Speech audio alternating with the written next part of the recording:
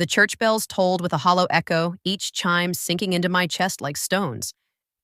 The air was heavy with incense, with grief, with the false sympathy of people who only showed up to be seen.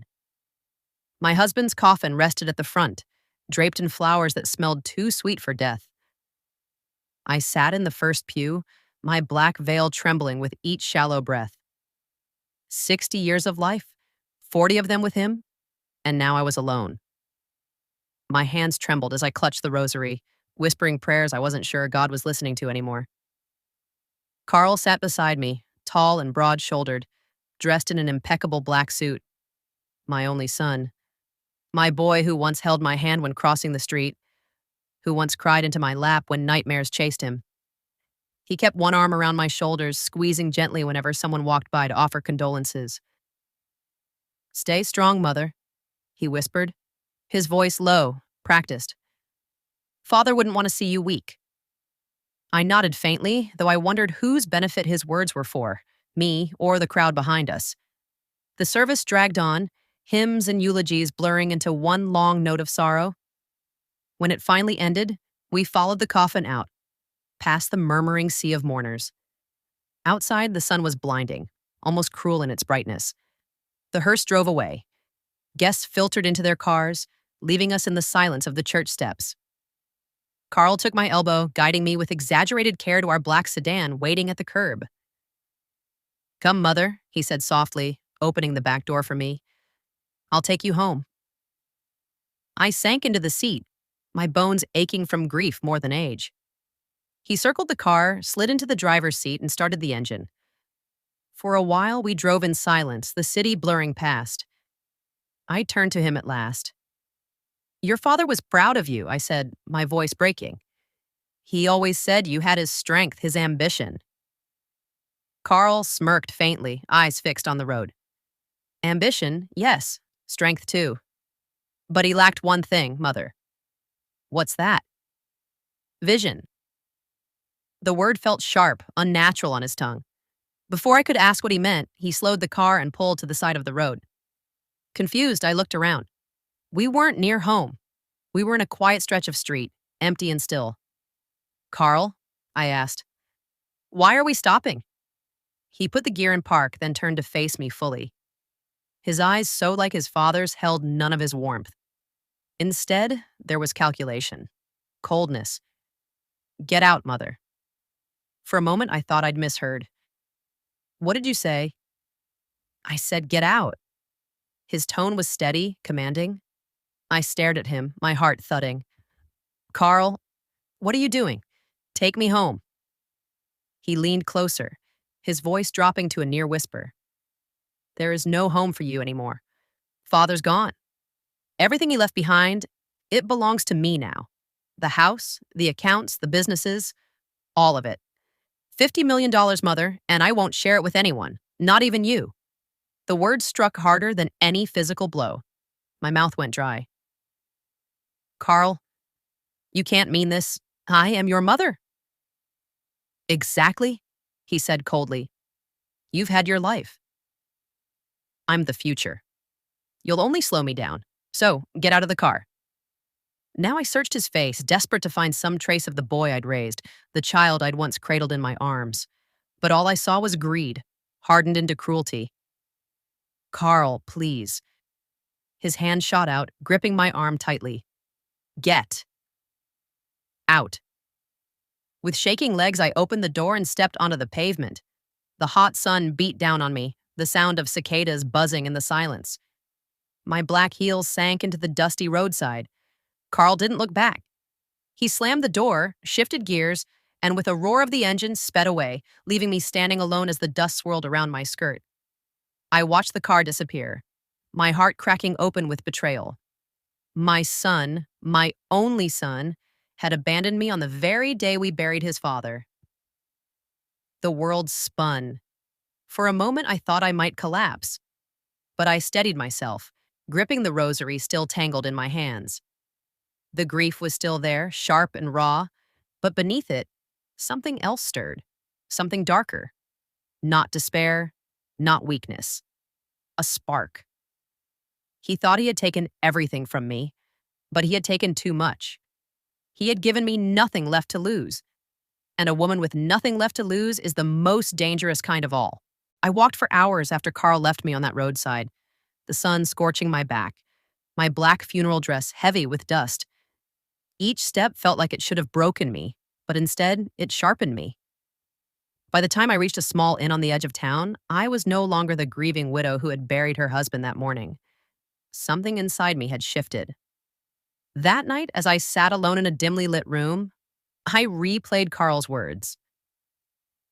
$50 million. And I won't share it with anyone, not even you. His voice echoed in my head like poison. He thought I was weak, disposable, forgotten. But as I stared at my reflection in the cracked mirror, I realized something. Carl had made one mistake. He had underestimated me. I raised you, I whispered to the empty room, and I will be the one to end you. Grief had turned to steel inside my chest. I would not beg him for mercy, nor forgive his betrayal. I would wait. I would plan. And when the time came, my revenge would be slow, merciless, and unforgettable. I learned quickly that revenge prefers patience over fury. The first nights at the inn I slept in fits, but each hour awake sharpened a map in my head. Not of where to strike, but of whom to speak to, which doors to open, which loose threads to pull. I had never been rich in the way Carl now was, but I was rich in other things. Memory, knowledge of ledgers my husband used to leave scattered on his desk, names tucked into the margins of letters, the way transactions hid in plain sight. I remembered which accountant always timed deposits late on Fridays, which supplier had been paid twice, which charity received checks with no receipts. These were not rumors. They were small, ordinary facts that, when stitched together, made a very dangerous pattern. My first call was to an old friend, a woman named Rosa who had worked for our family for decades. She'd been dismissed the year before under suspicious circumstances, and everyone who'd been at the funeral nodded politely at the injustice and then moved on. Rosa, however, still had keys to 1,000 little truths. When I found her, she cried at the sight of me, then swore on her life to help. She brought me catalogs of receipts, a list of names she'd kept hidden in case the family ever needed witnesses. I was loyal to your husband, she said, pressing my hands like a benediction. Not to his money. I'll help you see him right next. I visited the law firm my husband had used. The junior clerk at the front desk remembered me and blinked as if surprised to see me walking without my wedding band. He tried to be polite, but it was Rosa who produced the right envelope.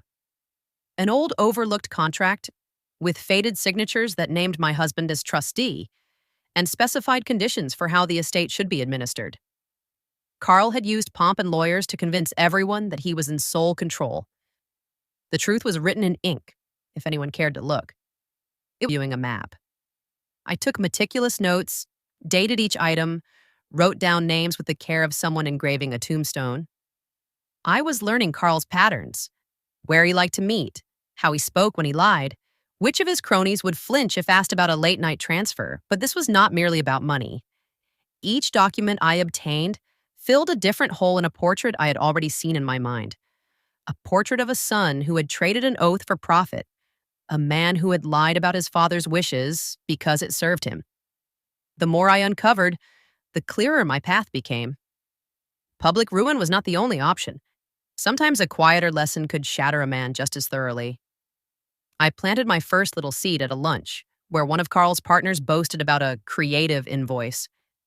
A casual word from Rosa, a sympathetic face at the right moment, and curiosity was sparked. Rats begin to scurry when their hiding places are questioned, and I had time to watch them run. By the end of the week, I had allies.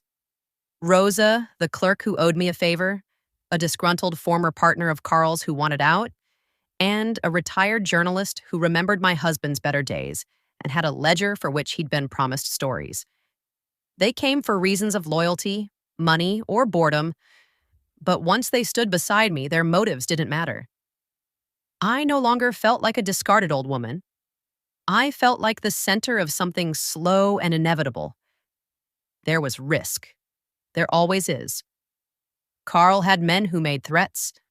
Once, a black SUV idled too long outside the inn and made me count the minutes with the lamp still lit. But fear sharpened my focus. It did not blunt it. On a rainy Thursday, I slipped a copy of a suspicious invoice into an envelope and mailed it anonymously to a regulator in another city. Inside, I enclosed a note with a single phrase: follow the money. It was a small kindness to Truth and a small wound to Carl. When I turned the page of my ledger that night, I did not write revenge. I wrote simply justice. The two words were not the same, but in the quiet of my room, they felt very close. And yet, I knew the hardest part was still ahead. Evidence could topple a man, but only if it was presented with timing and cruelty calibrated to sting at the exact right moment. I was building a clock. Carl, for all his swagger, had no idea the hands were moving. Tomorrow, I would set my next trap. I told myself again and again that patience would be my most dangerous weapon. Patience and the quiet things: a stamped envelope, an overheard conversation, a ledger with one line crooked. I had learned to watch people the way I had once watched my garden. Notice which branches bent, which roots were rotten, and where the soil might be dug to reveal something buried. The regulator's office answered my anonymous letter with a polite note of receipt, saying only that the matter would be reviewed. It wasn't fireworks, it was a smolder. Just the way I liked it. The small ember of official interest would make men twitch. It would make partners check their accounts again, and make a few sleepless nights for Carl. That was the point. I began to orchestrate small embarrassments, each precise and embarrassing in its own way. For a man like Carl, who traded on charm and the illusion of control, the erosion of confidence was the cruelest form of punishment. First, I targeted his accounts, not by hacking or spectacle, but by inserting doubt. I whispered to the bank manager about an obsolete signature form left unsigned. I mailed a photocopy of a misplaced receipt to a client with a note that asked gently whether they remembered signing away a portion of payment to an offshore company. Curiosity does the rest. People check, then worry, then call, then accuse. The machine of mistrust fed itself. I also let the social creatures peck at one another. At a charity luncheon where Carl always flourished, I arranged for Rosa to sit near his new fiancé and to drop details about unpaid invoices with the casual cruelty of someone who remembers when people kept their honor. The fiancé, who had been coaxed into the gray light of Carl's world, retreated when she realized that the glitter might be built on sand. Rumors started like small spiders crawling across fresh milk, sticky, faint, and spreading. But the real prize was closer and far more personal. There was a woman, soft-spoken, careful with her words, who had worked in Carl's office. She had been asked to sign papers she didn't understand, and to witness transfers she later called odd. I found her at a bakery, kneading dough with flour under her nails and a look that said she'd been waiting for someone to ask. She didn't want trouble. She wanted someone to listen to the truth without looking away. I listened. She showed me messages, text threads where Carl promised things he never intended to deliver, and voice notes he left when he thought her naive trust could be molded. Her hands shook as she handed me a stack of emails that implicated Carl in a scheme to siphon funds through shell companies. It was small, ugly proof. Not enough alone, but a jagged piece in the mosaic I was building. "We can go to the authorities," she whispered, afraid to meet my eyes. "We will," I said, "but not yet. We will let them feel the cold first." Her relief was immediate, like someone who dropped a weight she'd been carrying for years. I taught my little band of helpers to be discreet. Rosa handled social whispers. The clerk procured more documents. The journalist took notes that smelled of old newspaper ink and righteous anger. He remembered the man my husband had been and wanted to correct the record. Each had a role. Each had something to gain. And I paid them in ways that mattered.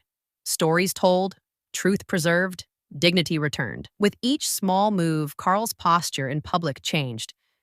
No longer did his smile feel effortless. It was reworked, tight at the edges. He glanced at his phone more often. He canceled a speech here, a dinner there. That is the thing about men who live beneath a mask. When the mask slips even a fraction, everything beneath is exposed as raw and ugly. I also used his pride as bait. Pride is a greedy animal. It always comes when called. I arranged, through a discreet message to one of his cronies, for an investor to arrive in town. The investor wanted to see the man who'd rebuilt the family business. Carl, of course, stepped into the light. They met at his favorite club in a room with leather and low lamps where men made deals with swaying cigar smoke as witness. They spoke numbers. They spoke of offshore accounts and quick returns. The investor left satisfied, with a card and a voice message that would later prove useful. I made sure to have someone take a picture of Carl leaving the club, his tie loose, his smile too willingly offered. In a week, that picture would be in the hands of someone who cares about pedigree and propriety. Yet for all the little fractures I coaxed open, I kept the true engine of the trap secret. I saved the most delicate move for last, a public humiliation that would unravel his reputation among those he held dear. For that, timing was everything. It had to wait until his allies were thin, his denials were tired, and the small rodent of doubt had already chewed through the edges of his confidence. There were nights I woke with a taste of old pennies in my mouth. The taste of the accountant's ledger, the weight of numbers. There were moments I heard my husband's voice in the windiest parts of the house telling me to be careful, telling me not to waste the moral power of truth on petty gloating. I listened. I kept my head low. I kept my plan surgical. And then something unexpected happened. Carl made an error that was careless and obvious. He bragged. He called a man in front of others and said aloud, arrogantly, that he had handled his father's will exactly as he pleased. He had outplayed the old fool, he said. The man he spoke to later recounted the words, shaking his head in disbelief, and repeated them to someone who repeated them to someone else. Gossip is a ladder. Sometimes a man with too many hands on his shoulder will slide down it. That arrogance became the hinge I needed. Men who had been complacent began to squirm. The partner who owed me a favor called in his chips. The journalist listened harder. The regulator asked a pointed question. The clock was close now. My hands moved over the papers with the confidence of someone about to perform a final, necessary incision. I arranged for one more anonymous envelope to reach a different judge, one with a conscience and a reputation for fairness. Inside, I tucked the emails, the invoices, the photograph from the club, and a carefully worded note. This is not gossip. This is fact. Please consider a temporary injunction until all is resolved. I did not toast to my own work. I did not sleep easy. The nature of revenge is that it lives on sharp edges. One misstep could cut the person holding the blade. But as the dawn crested the inn's curtains and illuminated my ledger, I felt something like peace. The peace of someone who had done the work and let the system, imperfect, slow, and bureaucratic, do its part. Tomorrow, the world might still not notice. Or tomorrow, the world might begin to turn, slowly, toward a man who thought he had taken everything.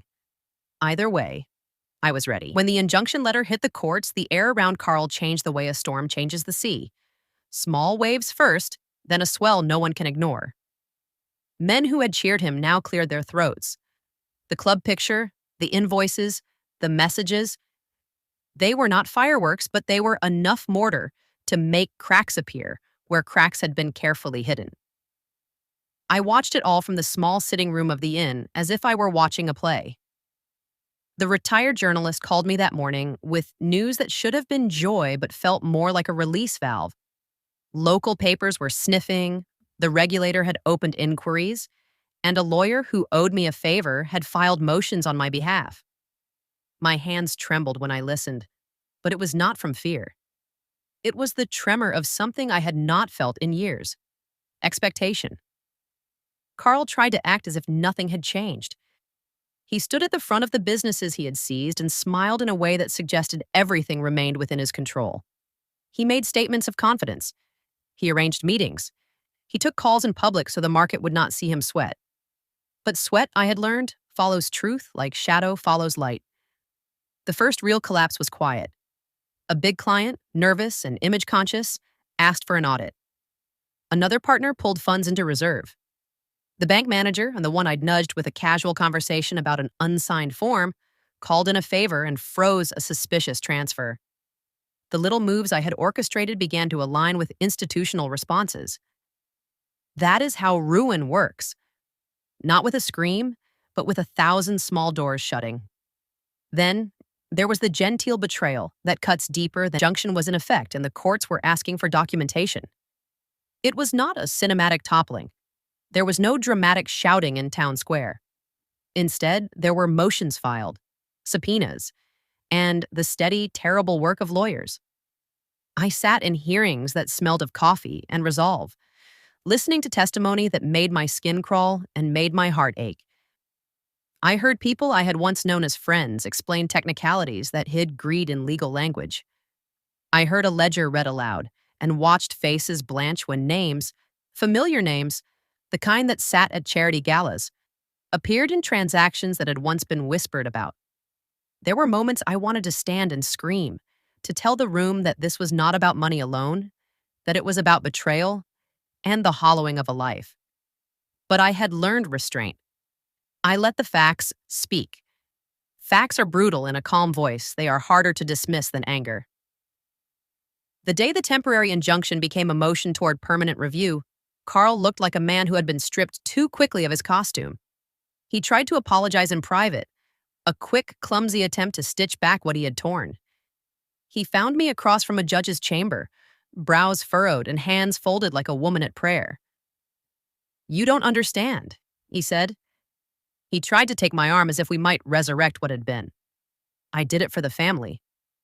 For the legacy, I let his hand fall away. "Your legacy," I said, "is not built on truth. It is built on what you stole from the people who loved you." My voice did not shake. I felt no triumph in it, only the chill of hard knowledge. I had not wanted this life for him. Revenge was not my aim, correction was. The courts did what courts are meant to do when given clear evidence and precedent. They moved. Assets were scrutinized, trusteeship examined, and the $50 million, that monstrous, impossible number that had seemed to give Carl his courage, was parceled into lines and accounts and responsibilities he could not command at a moment's notice. Part of it was frozen, part was redirected into a trust that required oversight, and part went to pay creditors and fines where wrongdoing had been proven. The legal system is imperfect and slow and often cruel in its bureaucratic logic, but it can also be a scalpel. Public opinion was the other knife. It is easy to be cruel in private, but harder to do so when the public says no. Articles that began as idle gossip turned into detailed investigations. Former friends were interviewed. Receipts were published. Carl's face appeared on screens beside words like mismanagement and allegations. The people who had once applauded him at galas now whispered in salons. Embarrassment, I learned, can be worse than loss. When his empire first began to shrink, Carl lashed out in ways that made him worse, not better. He blamed me to anyone who would listen. He painted me as an old woman with a grudge, a bitter widow trying to reclaim what she had no right to. For a moment, that narrative found footing. But when the evidence lined up like soldiers behind the truth, even his most fervent defenders found it hard to maintain their zeal. In the end, the final humiliation was quiet and public in equal measure. A charity gala, one of the same glittering nights my husband had once attended, rescinded an invitation to Carl. A man he'd once counted as an ally turned on him in a television interview. The world liked its heroes tidy. It liked its villains exposed. Carl's unraveling was as much social as it was financial. There was a day, months after the funeral, when I stood on the veranda of the house that had once been ours and watched him walk past the drive. Not with a car full of grand plans, but with a small bag and a face that had been eaten by regret. He did not look at the house. He did not look at me. There was no grand speech. He did not apologize properly. He did not kneel. He left. And when he was gone, I felt that strange emptiness again, the kind that follows the end of a long, necessary thing.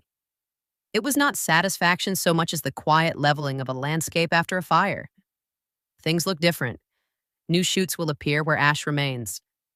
The lawyers arranged for restitution where possible. Some of the money was returned to accounts, some was redirected to the businesses, and some, small comfort though it was set aside for those who had been cheated. It was not the sweeping victory stories make it out to be. Justice is messy. It does not always right every wrong, but it had, in its slow and deliberate way, reclaimed what could be reclaimed. I sat down in my husband's study once the dust had settled. The room smelled of old paper and pipe tobacco and a life lived in steady industry. I set my hand on his desk, fingers tracing the grain of wood that had seen family dinners, arguments, decisions, and plans. There was no thunder in my chest now. There was a tiredness that ached, and beneath it a quiet. I had not been erased. I had not been left to the road as trash. I had made them remember. Carl's fall had not been about spectacle. It had been about the slow accumulation of truth, about patience and the stubborn work of a woman who would not be dismissed. He had been my son once, foolish, loved, stubborn. I mourned that boy more than I rejoiced at the man's ruin. Revenge cost me something, too. It cost the illusion of a family unbroken. But it returned me something I'd lost in the same breath: autonomy, voice, and the right to shape the last years of my life with dignity. On the veranda, as the sun leaned toward evening and the house settled into its familiar creaks, I let the wind touch my face. The world was imperfect. Men are mercurial and foolish. But I had done what I needed to do. I had guarded what mattered. And in the quiet that followed, I felt something like relief. Not the sharp heat of victory, but the steady glow of a life reclaimed. I put the rosary back in my pocket. Not as a plea this time, but as a reminder. I had prayed, I had planned, and I had acted. The road ahead would be slower, perhaps lonelier, but it would be mine. And for the first time since the coffin had been carried away, I could breathe without counting the cost.